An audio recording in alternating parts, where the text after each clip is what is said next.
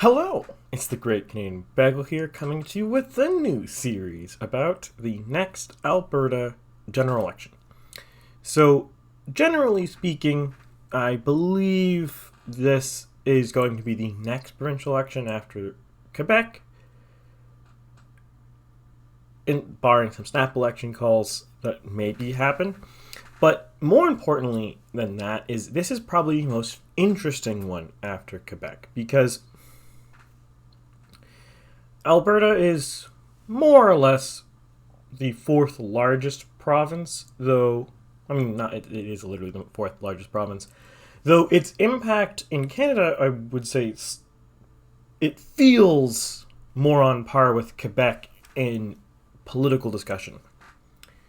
Much more influential than BC in that regard. And right now in BC, the opposition is extremely divided, so it's very unlikely to see the NDP will lose in the near future, but anything can happen, really.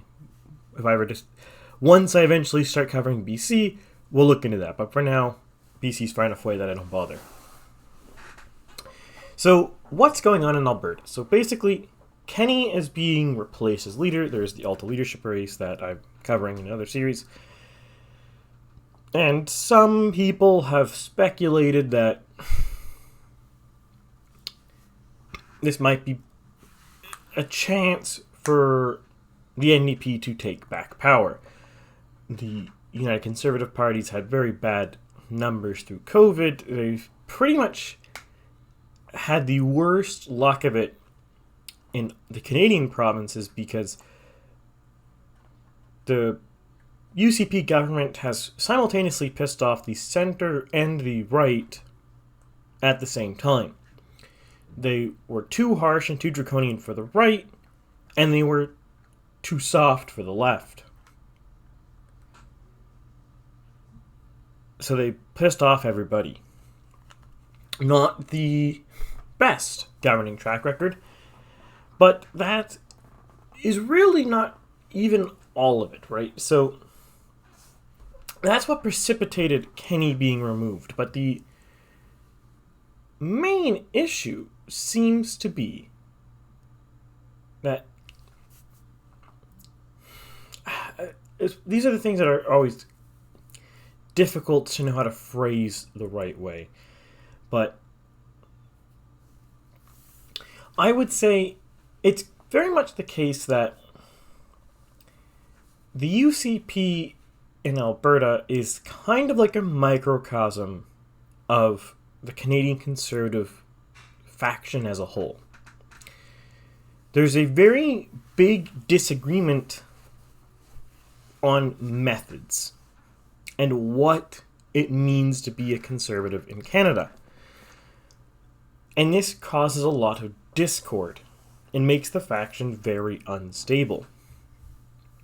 One of the main reasons for this, particularly in Alberta, is the left is so weak. Historically, other than 2015, there's basically been zero left-wing governments in Alberta in anybody's living memory.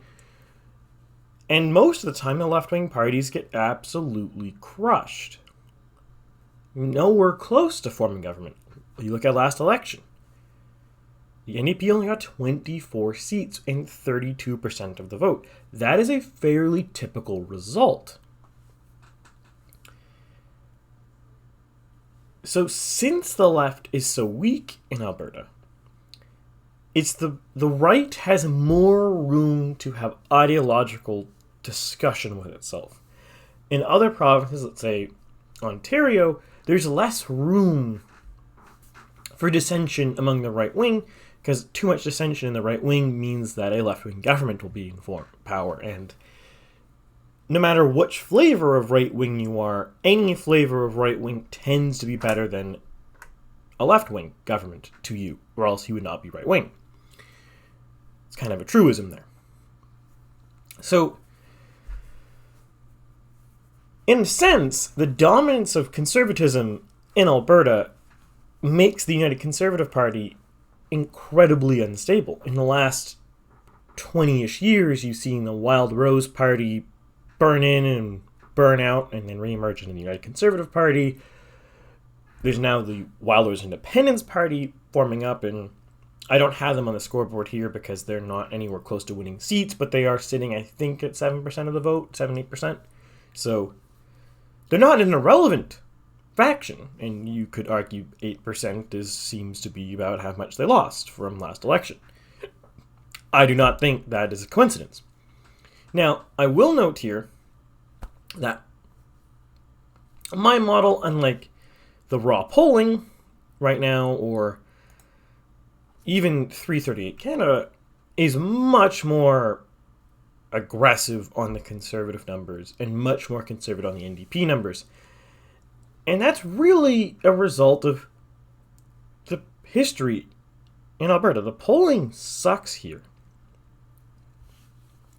I don't have the spreadsheet I have with historical polling error, but generally speaking, the mainline Conservative faction in Alberta, which was previously the PCs and now is the United Conservative Party, has been underpolled 10 to 20% typically. And that's not percentage points, that is a percent. So if they're polled at 40, they would have gotten 48, if that makes sense. Or 44. Maybe I should use numbers more to be clearly, but I generally try to say percentage points if I mean percentage points. So if you do account for that and do other things that I do in my model, you get a much more aggressive lead. Now, this is still a big loss. They're losing 8 seats from 2019. Primarily in Calgary, though a little bit in Edmonton and Lethbridge. They lost this one. I think it's this one. Did I color those backwards? I might have colored these backwards. Well, that's future me problem.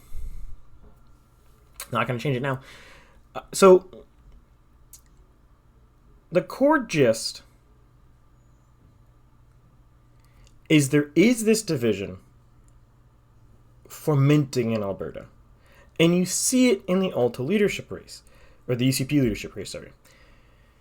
There is a division between the mainline Conservatives and the more populist, I'm going to call the Wild Rose Conservatives. Because both Brian Jean and Daniel Smith both previously ran the Wild Rose Party. So that fermentation exists. And there's been some people arguing and speculating that one or the other of these people may or may not change the result. I don't think so. I think the provincial race here, the leader I don't think is going to change it too much. Maybe some seat changes will occur, but the NDP has like several levels of disadvantage. First off, they are 8 points behind in the poll, and 39% is near their peak performance. I think they got 40.6 in 2015. Let me double check this. Yeah, it was 40.6 in 2018. So this is near, 2015. This is near their peak performance.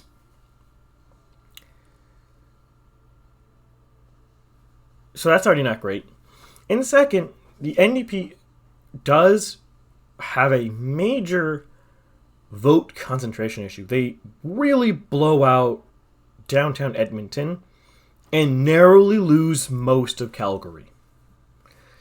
I say narrowly, like some of these ridings here are, I think, like 8-9 point leads for the UCP, but again, they're not particularly competitive. And then you look at some of these rural ridings. Most of these rural ridings, they're not at all remotely even close to competitive. They're so far not competitive, it's kind of a joke. So what does this mean? Well, it's very, very, very, very, very unlikely the NDP can actually form government in Alberta. They just have so much electoral disadvantage of having overly concentrated vote share.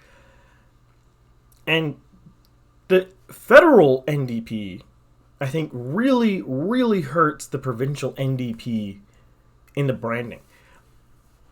Notley herself is, I'm going to call center-left-ish. she's not like an arch left-winger. She's definitely left of center, but I wouldn't call her... She seems more moderate than Singh does, if that makes sense. From what I can tell, she's not, for example, trying to destroy intentionally Alberta's oil industry. I don't think she necessarily likes it, but she's not trying to stop it, which Singh is actively trying to stop. And that kind of behavior on the federal level does translate provincially, which is one of the reasons why the previous Liberal Party, which is now effectively dead, and now the NDP in Alberta have such a hard time going anywhere. Their federal parties are very staunchly anti-Alberta. They basically don't like the core tenet of how the economy here, or in Alberta, works. They just strongly oppose it, and they are very strongly opposed to the mindset of natural North American conservatism, which rural Alberta very strongly supports, and Calgary as well is very strongly indicative of natural North American conservatism, which is long to summarize broadly Judeo-Christian values and a very much get off my back government, leave me to myself. It's those two crosshairs that kind of form the basis of North American conservatism, and Alberta's very strong in both of those camps. And this kind of ideology is very repugnant to left-wingers. They hate it, viscerally hate it, which is one of the reasons why it's very difficult for them to move and make progress in Alberta, both federally and provincially. And in fact, the one time in recent memory that the NDP, or the Liberals, won in Alberta provincially happened when the Conservatives broke, when the Wild Rose and the Progressive Conservatives split the ballot. Almost perfectly. That's the only time they've won. And again, it was 40.6%, so not particularly strong showing for what is effectively a two-party system. Like a very strong two-party system at that. Yes, there's the Liberal Party, and there's the Alberta Party, and there's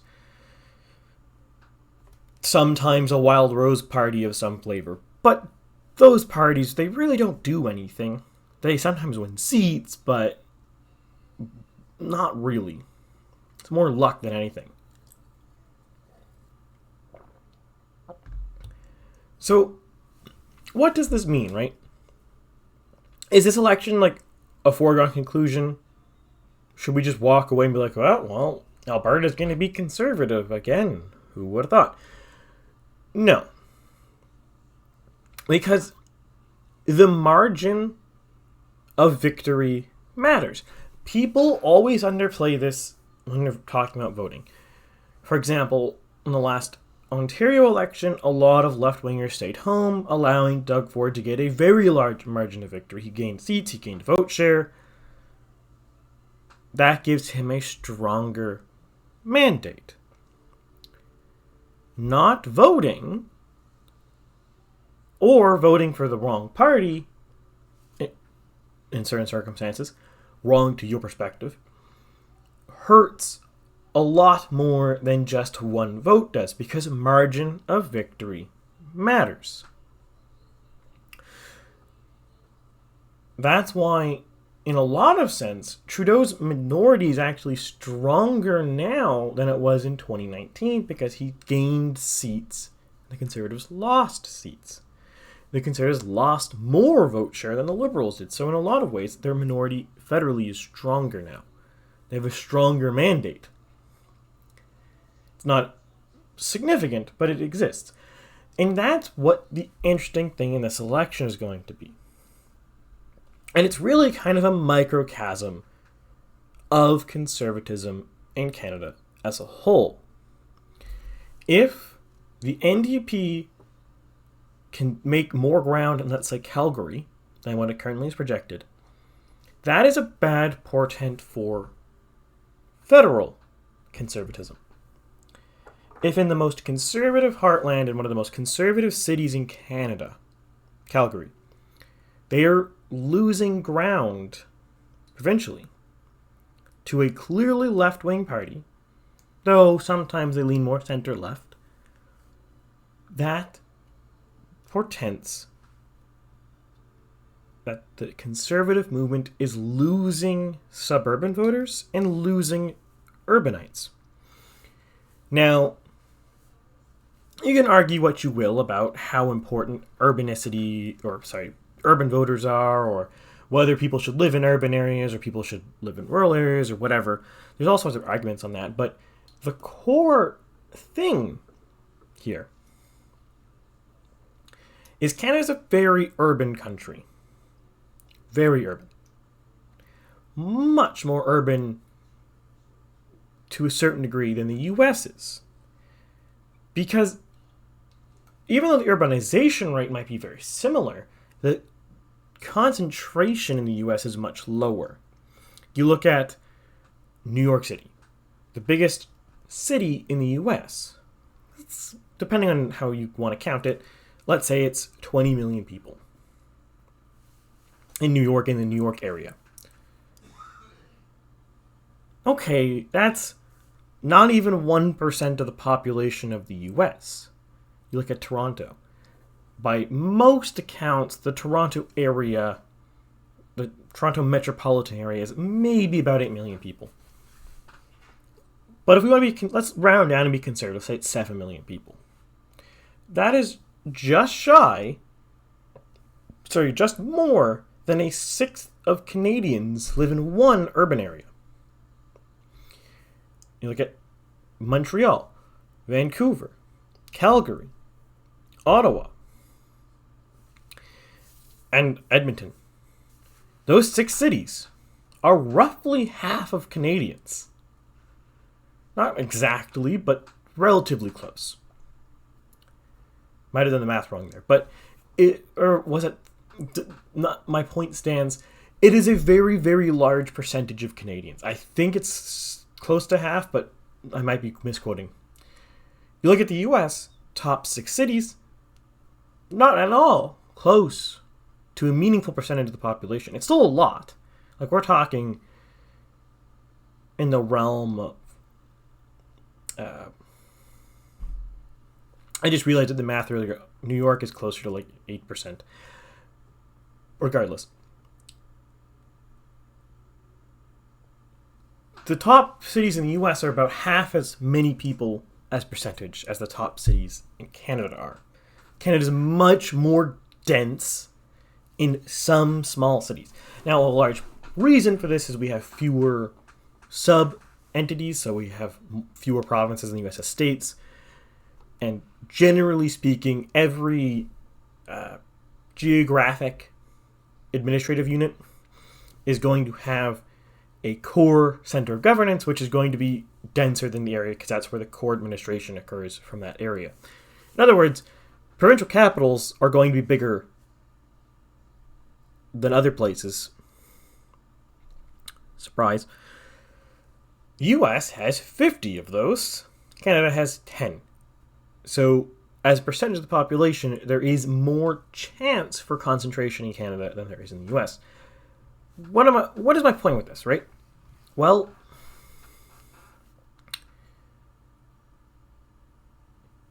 since the concentration is more in Canada, the ability to be competitive in these areas matters more. That doesn't mean you have to water down your message or be lukewarm or whatever. It means you have to be able to talk to people in a way that they understand and they agree with. Right? Messaging. The core of any political campaign is messaging. If you sincerely believe in your ideology, messaging is your core goal. Watering down and pivoting to the center, it's kind of an admission that your ideology is wrong. Now, to caveat on that, there is a difference between moving to the center and just not pushing things. For example, the Conservatives federally might decide we're not going to legalize concealed carry when we have government because that is too far. But that doesn't mean you don't unban guns that were banned fraudulently. There's a difference there. And the core thing is if in the most conservative province in Canada, in the most conservative city in Canada, if conservative messaging can't keep voters, there's something wrong with conservative messaging. And equally, if the NDP is able to gain ground, that is a win for their messaging.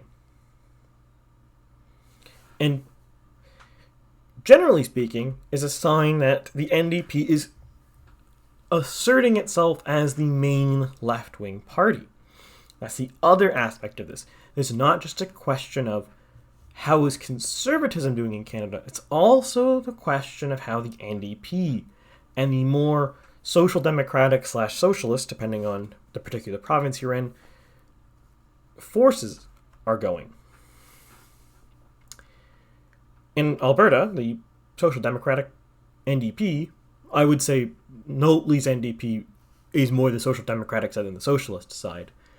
They've basically just destroyed the Liberal Party in Alberta. Like, they've taken the Liberal Party, put it behind the shed, and they put it out of its misery. Like, it's basically dead. They had a leadership race, and literally not a single person wanted to be leader of the party.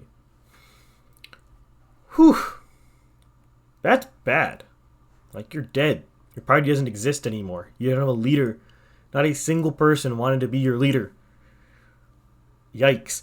And keep in mind, last election in 2019, they had less than 1% of the vote. Less than 1.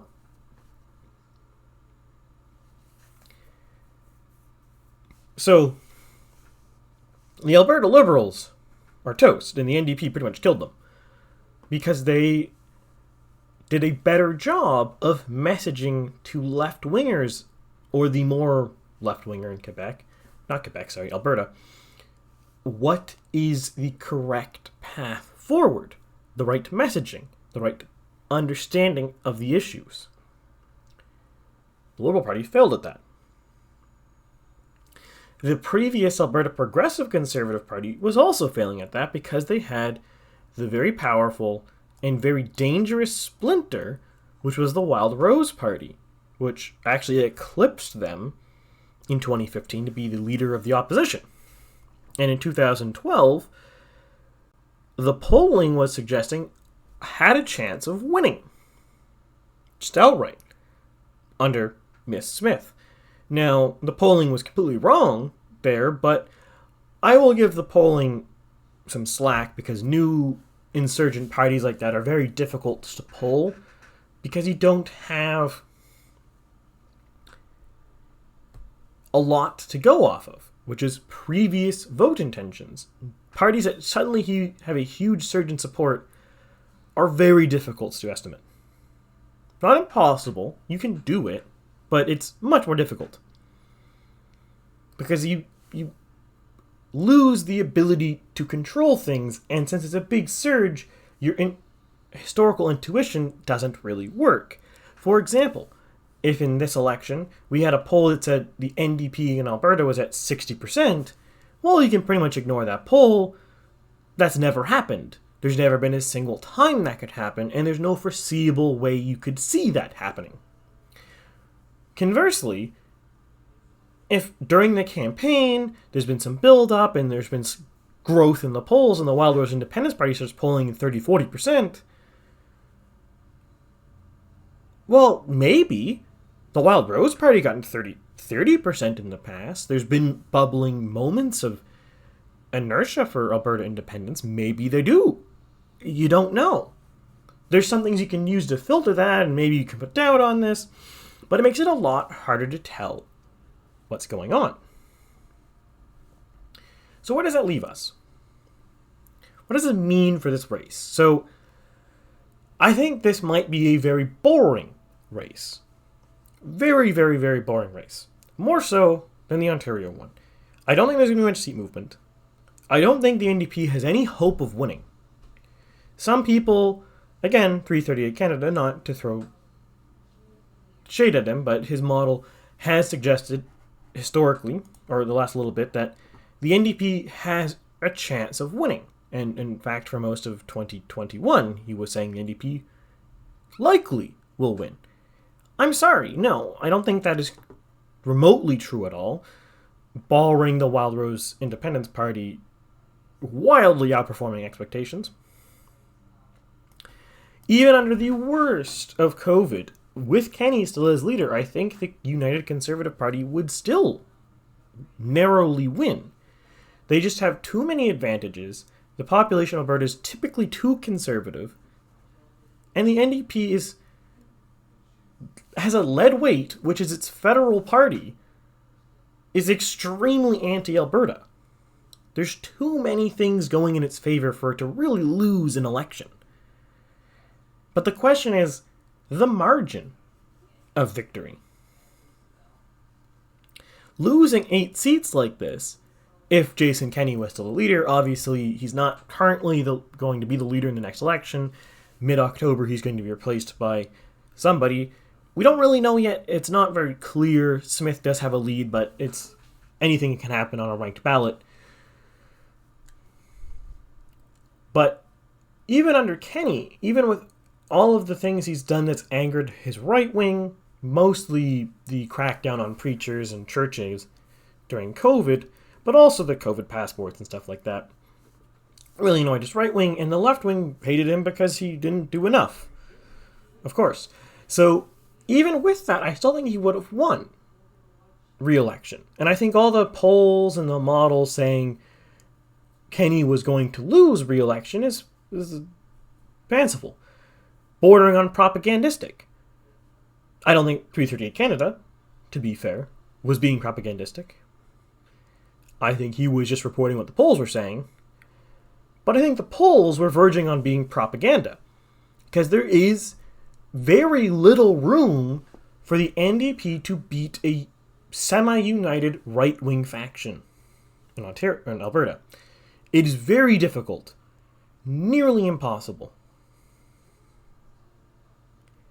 And in an election, barring the Wildrose Independence Party having a really charismatic leader that's going very far, even if the NDP was leading for a bit, in reality, I think by election day, a lot of the right-wing voters would hold their nose and vote Kenney, even if they hated him. Because if you are a right-winger in Alberta and you were really upset with Kenney, how he acted under COVID and what his measures are doing and his crackdown on preachers and churches and the COVID passports and all this stuff, even if you hated him for that, Rachel Notley wanted more of it. So the worst case scenario for you, you're going to vote for him and hold your nose because at least he paid lip service to not wanting to do it. Notley wanted to do it. That's not a big distinction, but it is a distinction. But the thing we're looking at here, and the reason why this is an interesting race, is the marginality. How big of a lead? If the United Conservative Party can get its act together, get a strong leader, and rally behind them, and can pull out a result very similar to 2019, that is a very good portent in general for Conservatives. If, however, the NDP can pull out both a seat gain and a vote share gain, that is a very good portent for specifically the NDP. And this is an important thing to consider. The NDP is very slowly destroying the Liberal Party provincially. In BC, they've basically made the Provincial Liberal Party become the de facto right-wing party. In Alberta, they've basically destroyed and gutted the Liberal Party. It doesn't exist anymore. Same in Saskatchewan. In Manitoba, the Liberal Party's on life support and almost irrelevant. In Ontario, the Liberal Party is dying.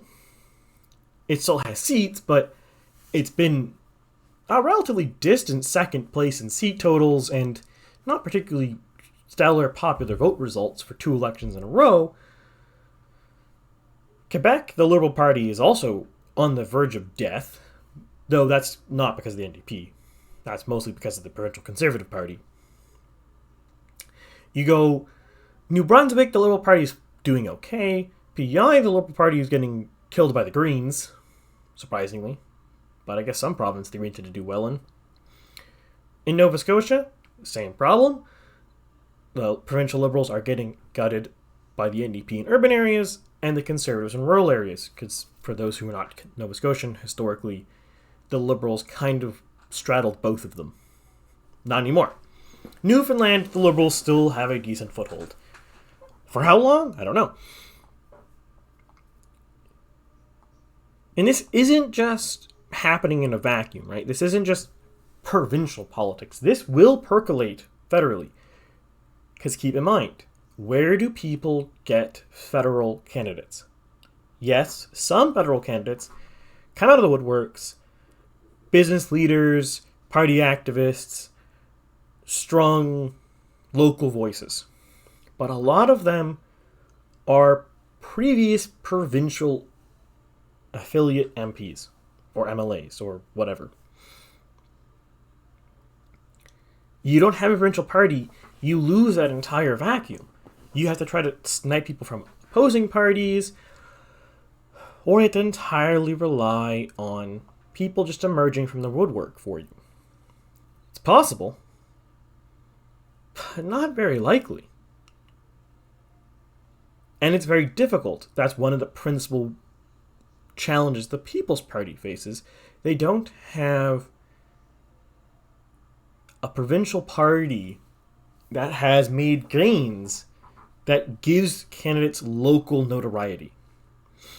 Because the important thing in most elections is that the people know you. Name recognition is pretty much the most important thing in a provincial or in a single district. If people don't know you and don't know anything about you, they're not likely going to vote for you.